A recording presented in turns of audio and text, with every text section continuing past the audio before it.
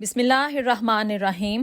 الصلاۃ والسلام علیکہ یا رسول اللہ وعلی آلک و اصحابک یا حبیب اللہ۔ آج آپ کے ساتھ کچھ بات ہم واقعہ حرہ کے حوالے سے کریں گے، جو کہ سن 63 ہجری میں پیش آنے والا ایک تاریخی واقعہ ہے۔ ہم میں سے بہت سارے ایسے لوگ ہیں جو کہ تاریخی اعتبار سے واقعہ حرہ کے بارے میں نہیں جانتے، اور کیونکہ جس کا زیادہ تر کنیکشن ہوتا ہے اسلامی چیزوں کے ساتھ اور باتوں کے ساتھ، یا وہ تحقیق کر رہا ہو، وہی لوگ زیادہ تر ان چیزوں کے بارے میں جانتے ہیں۔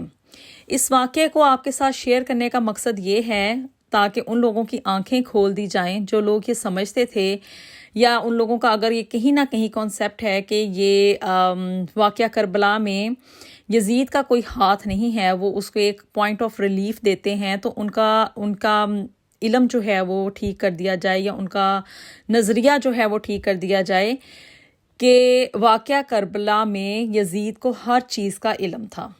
یہ واقعہ اور یہ سانحہ یزید ہی کے کہنے پر ہوا تھا، اور ہر طرح سے وہ اس سانحے کا پورا ذمہ دار ہے۔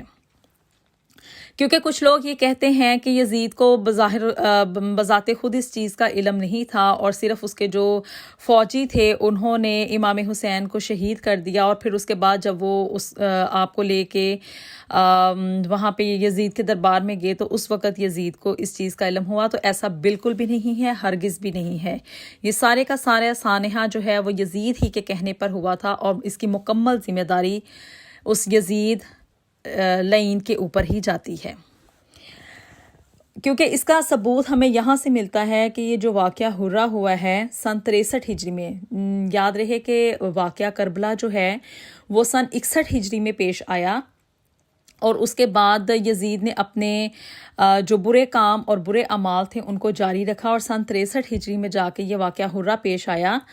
اس واقعے میں یزید بن معاویہ کے دور میں سانحہ کربلا کے بعد یہ دوسرا بڑا شرمناک واقعہ ہے، اور مدینہ پر شامی افواج نے چڑھائی کی تھی جس میں انہوں نے ظلم اور بربریت کی داستانیں رقم کیں، اور مدینہ میں قتل عام کیا تھا۔ یہ افسوسناک واقعہ سن 63 ہجری میں پیش آیا، اور اس کو واقعہ حرہ کہا جاتا ہے۔ حرہ جو ہے وہ پتھریلی زمین کو کہتے ہیں۔ چونکہ مدینہ کا ایک حصہ پتھریلا اور آتش فشانی پتھروں سے ڈھکا ہوا ہے، اس لیے اسے حرہ کہا جاتا ہے، اور حرہ واقم کے راستے افواج یزید کی آمد پر یہ واقعہ حرہ کہلایا۔ یزید کی بھیجی ہوئی افواج نے 10,000 سے زائد افراد کو شہید کیا، جس میں بہت سے صحابی، صحابیوں کی اولاد، تابعین، حفاظ قرآن اور حدیث کو بے دردی سے قتل کیا گیا، خواتین کی بے حرمتی کی گئی، اور سب سے شرمناک بات جو ہے وہ یہ ہے کہ 3 دن تک مسجد نبوی صلی اللہ علیہ وآلہ وسلم میں نماز نہ ہو سکی، نہ وہاں پہ 3 روز تک اذان دی گئی، اور نہ ہی وہاں پہ کوئی نماز پڑھی گئی۔ یہاں تک روایات میں آیا ہے کہ یزید نے اپنی فوجوں کو یہ حکم دیا کہ وہاں پہ روضہ رسول کے پاس جو ہے وہ انہوں نے گھوڑے باندھے، اور مسجد نبوی کی بے حرمتی کی گئی، وہاں پہ گھوڑے باندھ کے ان کی لت کروائی گئی، نہ وہاں پہ کوئی اذان ہوئی اور نہ ہی وہاں پہ کوئی نماز ہوئی۔ پچھلے دنوں میں اگر آپ لوگوں کو یاد ہو کہ جب کووڈ تھا تو حرم پاک کو بند کر دیا گیا تھا، اور ہر مسلمان کا دل بہت ہی زیادہ افسردہ تھا کہ ہم لوگ وہاں پہ جا کے نماز نہیں پڑھ سکتے۔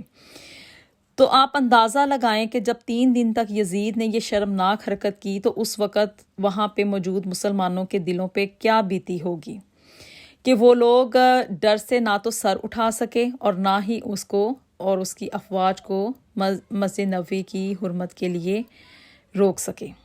سانحہ کربلا کے بعد حجاز میں یزید کے خلاف غم و غصہ اور نفرت اپنے عروج پر پہنچ گیا تھا، اور وہاں سے ایک انقلاب اٹھ رہا تھا۔ اہل مکہ نے عبداللہ بن زبیر کے ہاتھ پر بیعت کر لی، اور اہل مدینہ نے بھی یزید کے خلاف کارروائی کرنا شروع کر دی تھی۔ ان واقعات کا علم جب یزید کو ہوا کہ لوگوں نے اس کی بیعت کرنے سے انکار کر دیا اور اس کے خلاف سر اٹھانا شروع کر دیا ہے، تو وہ غصے میں آ گیا، اور اس نے مسلم بن عقبہ کو مدینہ منورہ پر فوج کشی کا حکم دیا۔ مسلم بن عقبہ یزید کے حکم پر 12,000 آدمیوں کو لے کے مدینے کی جانب روانہ ہوا، لشکر کی روانگی کے وقت یزید نے بذات خود چند احکامات کی پابندی کا حکم دیا۔ وہ احکامات یہ تھے کہ اہل مدینہ کو 3 دن کی مہلت دینا تاکہ وہ اس عرصے میں کوئی فیصلہ کر لیں۔ 3 دن کے بعد اگر وہ اطاعت قبول نہ کریں تو جنگ کرنا، جنگ میں کامیابی کی صورت میں 3 روز تک قتل عام جاری رکھنا اور مال و اسباب لوٹنا۔ ان احکامات پر عمل کرنے کا وعدہ کر کے مسلم اپنے لشکر کے ہمراہ مدینہ کی جانب روانہ ہوا۔ مدینہ کے قریب پہنچ کر مسلم نے اہل مدینہ کو مصالحت کی دعوت دی اور ساتھ ہی ساتھ 3 دن کی میعاد مقرر کی، لیکن اس عرصے میں اہل مدینہ خاموش رہے۔ 3 دن کے بعد مسلم بن عقبہ نے اہل مدینہ کو جنگ یا صلح میں سے ایک راستہ اختیار کرنے کی دعوت دی۔ اہل مدینہ یزید کی اطاعت قبول کرنے پر تیار نہ تھے کیونکہ وہاں پہ سچے مسلمان بستے تھے۔ انہوں نے جنگ کو ترجیح دی۔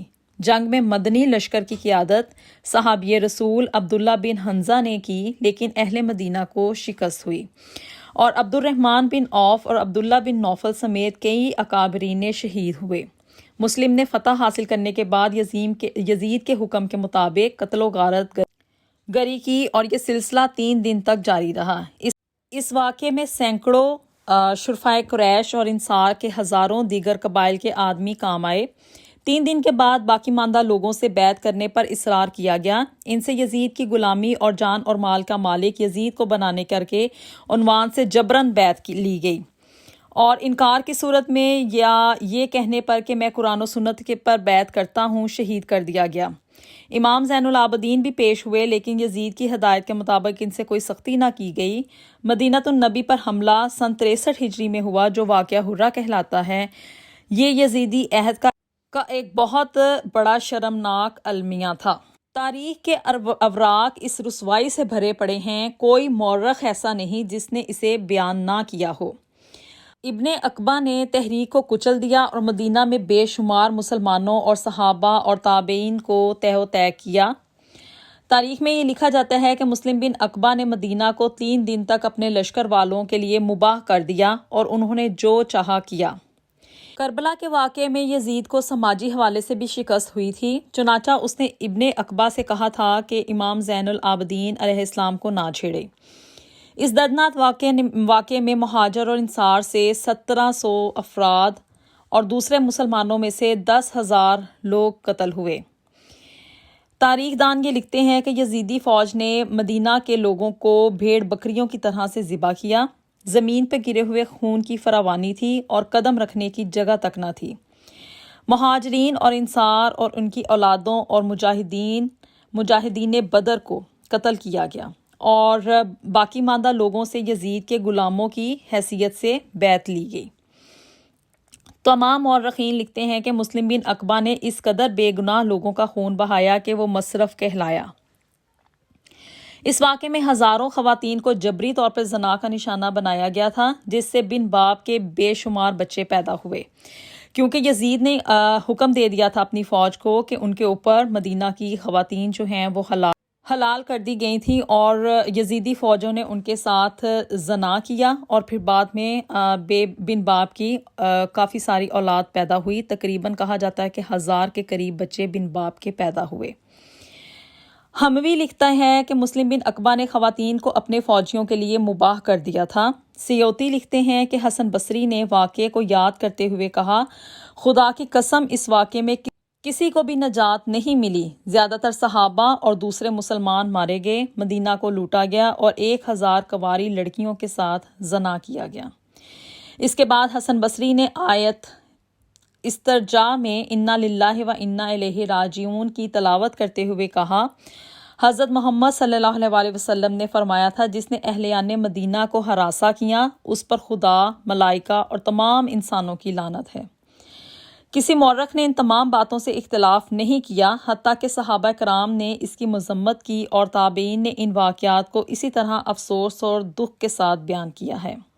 اور اس واقعہ حرہ کا سب سے زیادہ دکھناک اور شرمناک پہلو یہ تھا کہ مسجد نبوی میں 3 روز تک نہ تو کوئی اذان ہوئی اور نہ ہی وہاں پہ کوئی نماز ادا کی گئی، اور مزید یہ کہ وہاں پہ یزید کی فوجوں نے اپنے گھوڑے باندھے رکھے۔ بعض لوگ یہ کہتے ہیں کہ یہ واقعہ صرف تاریخ کی کتابوں میں ہی ہے، اس کی کوئی اصلیت حقیقت نہیں ہے۔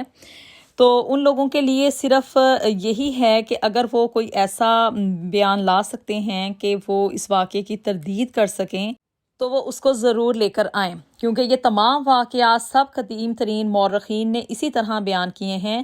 یزید کی حکومت ظلم اور بربریت کی وہ داستانیں رقم کر چکی تھی کہ بہت کم لوگوں نے اس کے خلاف بغاوت کی کوشش کی، اور اہل سنت الجماعت میں یہ پکا عقیدہ پایا جاتا ہے، اور کوئی بھی عالم اس بات سے انکار نہیں کرتا کہ واقعہ حرہ کی کوئی بھی اہمیت نہیں ہے۔ سبھی لوگ یہ مانتے ہیں کہ یہ واقعہ ہوا ہے اور یہ یزید کا ایک بہت ہی شرمناک واقعہ ہے، اور جو لوگ یہ سمجھتے ہیں کہ کسی حد تک بھی یہ سمجھتے ہیں کہ سانحہ کربلا میں یزید کا ہاتھ نہیں تھا، تو وہ اپنے ایمان کو درست کریں اور اپنے خیالات کے اوپر ایک نظر ثانی کریں، کیونکہ یزید ہی واقعہ کربلا کے پیچھے مکمل طور پر ملوث تھا، اور اسی طرح سے واقعہ حرہ کے پیچھے بھی۔ ملتے ہیں آپ سے نیکسٹ ویڈیو میں، انٹل دین اللہ حافظ۔